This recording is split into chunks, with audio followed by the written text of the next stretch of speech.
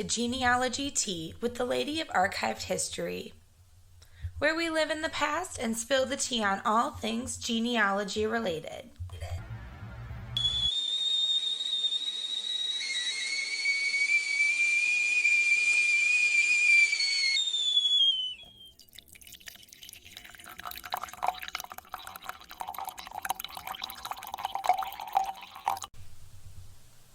Welcome back to another episode of Genealogy Tea. Today we will be discussing 5 common mistakes made in genealogy research. The first mistake I'd like to talk about today is not researching in the correct order. Intuitively, we want to start researching as we would reading a book, from beginning to end. However, in genealogy research, this is reversed. We start from death and working our way back to birth. The reason that we do this is because we are working with the newest records, which are the most accurate, working back to the oldest records, which can sometimes be inaccurate or have inconsistencies. For more information on how to research more accurately, or just a great reference book for while you are doing your research, I recommend purchasing the book Genealogy Standards 2nd Edition, which was put out by the Board for Certification of Genealogists, or BCG. I will make sure to put a link in the description below for that. The next mistake that I want to talk about is falling for the hints or matches found on sites like Ancestry and MyHeritage. We've all been there when you add some information into your family tree and that record match or little leaf from Ancestry pops up. You get super excited, that sparkle comes back in your eye, and you're just so tempted to save that to your family tree. This is where I urge you to stop and think on that for a moment. An appropriate way that you can use these hints is by conducting the research yourself, and then once you have all the information and records for that ancestor, using those hints to see if some of the information matches up. So it's a way to check accuracy.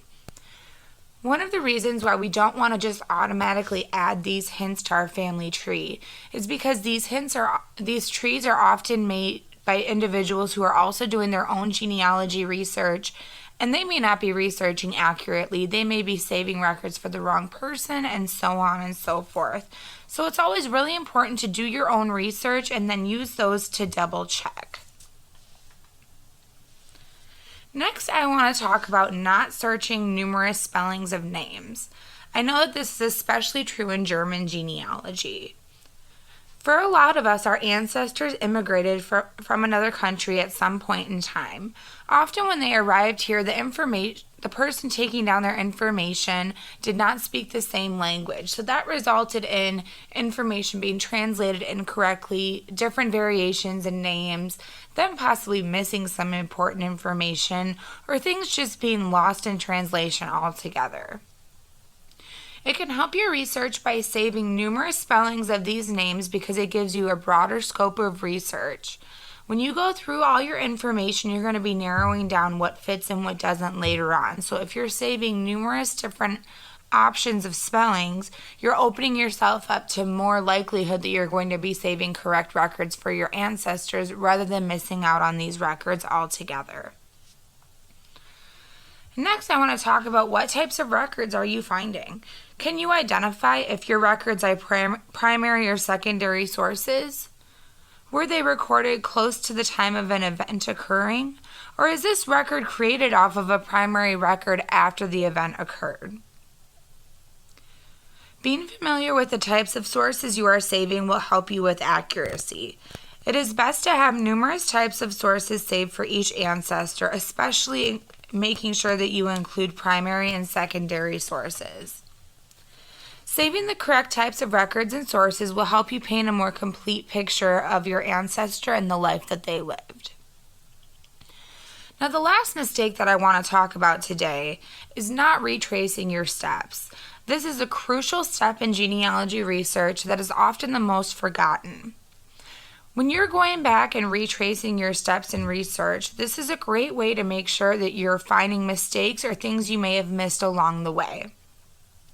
And making sure that somebody could go back through your research and research the same way and follow your steps and come out with the same outcome is one of the ways that we measure accuracy in genealogy research.